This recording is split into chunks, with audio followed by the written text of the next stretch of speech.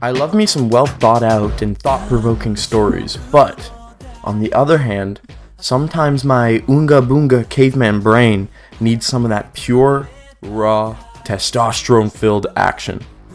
And when I do, I always find myself turning to Dragon Ball. Unfortunately, watching Dragon Ball in the modern day can sometimes feel like cleaning your eyes with sandpaper, as the story is about as predictable as one you'd read in kindergarten.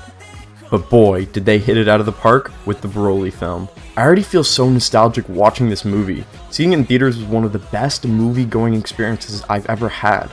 So let's head back to 2018 to take a look at Dragon Ball Super Broly.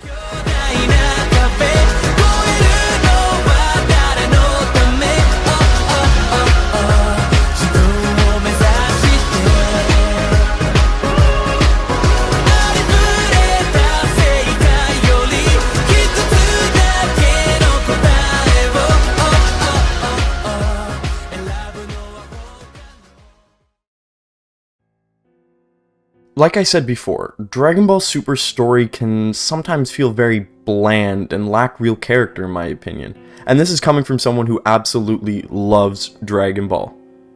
But I feel like Broly was a real step in the right direction. The story was simple, but very captivating, and it complemented the action perfectly. There was a real and good reason for our characters to fight this time around. The way this movie unfolds is quite unique, I think. It still loosely follows a 3-act structure, but for the most part, it's mainly split into 2 separate sections. The first section is full of story, and then the second is basically just action. It's strange, however, it feels like it was the best way to show this narrative. Let's take a look at the first section here. We go 40 years into the past to planet Vegeta, home of the Saiyans. We see Frieza take the reins from his father and become the new tyrant of the galaxy. The fear in King Vegeta's eyes really show us what it meant to live under Frieza's thumb. King Vegeta then goes to see his son, where he reveals his plans for him. I look forward to watching you grow into a vicious king. This adds to Vegeta's character so much, because now we see the weight and burden that was put on his shoulders before he was even born. The king then notices a mere commoner child in the room meant for elites. This is Broly. The king is informed that Broly's power exceeded that of his own sons. The next thing we see is Paragus, Broly's father, charging through the throne room, demanding to know what happened to his son. The king informs him that Broly was too dangerous to keep on the planet. If he were to lose control, he would kill them all. Paragus denies this and believes it was jealousy that got Broly sent away. He steals a ship to find Broly, who has been sent to an empty planet called Vampa. Along the way, he gets stuck with a Saiyan named Beats. They crash land on a dangerous planet and track down Broly. Once they return to the ship, they realize they can't take off again. In this moment, we see the true nature of Saiyans, and how dark Dragon Ball can be. In order to preserve supplies, Paragus shoots Beats in cold blood. Now, Broly and his father are trapped on this hostile planet forever. We skip ahead a few years to see Goku's father, Bardock, on his way back to planet Vegeta with the rest of the Saiyans, due to special orders from Frieza. Bardock catches on that something strange is happening, so he sends his son, Kakarot, off-world in an emotional scene. Bardock truly sets the Dragon Ball world into motion, by simply breaking the norm, not being what a Saiyan is destined to be. He sends his son off not to be a warrior or a destroyer, but to live a life of his own choosing. Bardock is then killed along with every other Saiyan on planet Vegeta. Frieza, without mercy, destroys the planet out of fear that they might turn on him one day, which in turn sealed his own fate.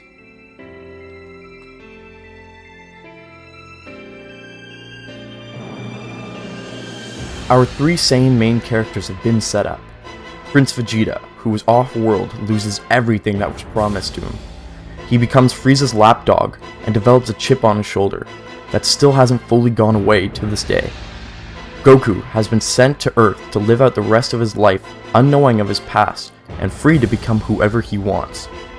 Broly, trapped alone with his father, who forces him to become a savage warrior. The sins of the fathers were really passed on, as Vegeta and Broly's fathers were cruel, selfish men, but Bardock was different.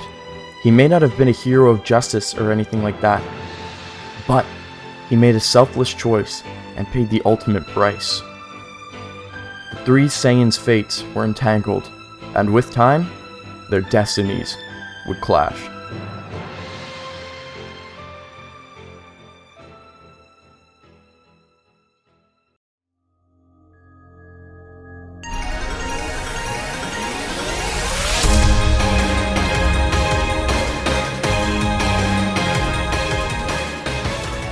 The juxtaposition between the first and second parts is like night and day. The first part shows us the tragic past of the Saiyans, and now in the present, we see Goku and Vegeta, who are now allies, living life to its fullest. The comedy that is sprinkled in this midsection here is quite good, and really makes it look like the characters are enjoying themselves. Some of Frieza's goons then steal the Dragon Balls and head to collect the last one in the Arctic. Our main cast blasts over there to beat them to it. We are then introduced to Chile and Lemo, who are part of the Frieza Force. They find Broly and Paragus on Vampa, barely getting by. The two Saiyans had lived most of their lives trapped on this planet alone. This causes Broly to not be much of a talker. Some of my favorite scenes in this film are Broly on Frieza's ship. Most of the time, I feel like Dragon Ball would skip over this character development, but they managed to get it in here. We get to see the dynamic between Broly and his father. Since Broly has the potential to lose control, Paragus keeps a shock collar on him. True fear runs through Broly when he sees that activation remote. Even though Broly is set up to be the main antagonist of the film, we learn he's not a bad guy. He defends his friends but almost loses it.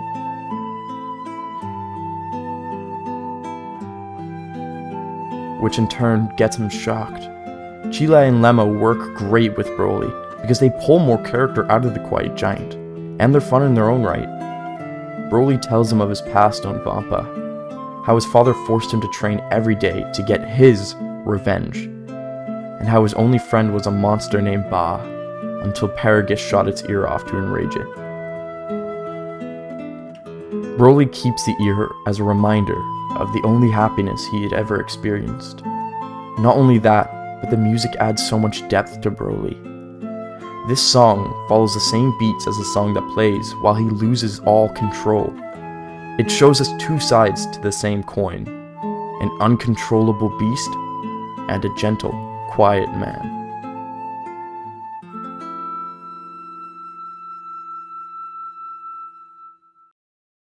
Skipping ahead a bit, we finally get to the combat.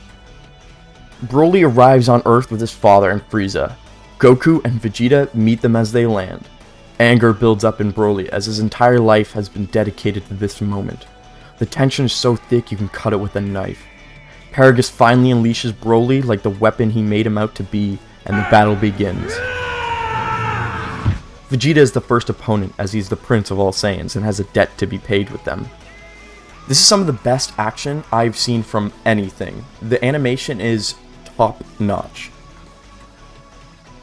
We switch between styles quite a few times, but it's always seamless. Super Saiyan is made cool again with this beautiful transformation, and Vegeta finally uses Super Saiyan God, which he then uses to body Broly with like air pressure blasts.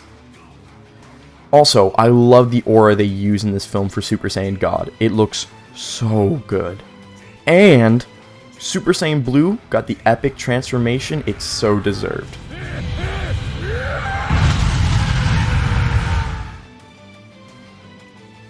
The choreography is also out of this world. The fights can switch from fast pace to slow so quickly and we don't even notice because we're so encapsulated by the action. Something I really like is that the characters actually like feel powerful. You know, like sometimes in Dragon Ball they just kind of downplay them a bit, but not here. Transformations actually make sense as well. Like they really show the leap in power between Super Saiyan and the God form. I'm so happy that they got the old Z style in for a few scenes. It looks great. Actually, this is the best Dragon Ball has ever looked, and probably will ever look. The creativity here is unrivaled. They even had a first-person scene.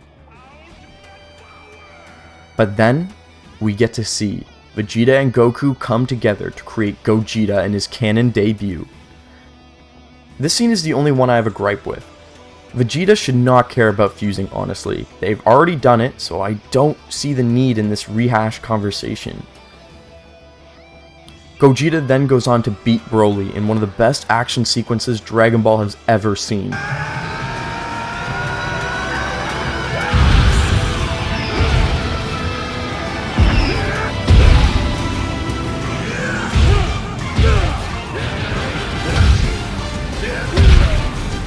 The spectacle of a monstrous, rampaging Broly versus the slick and smooth Gogeta is one that I'll never forget.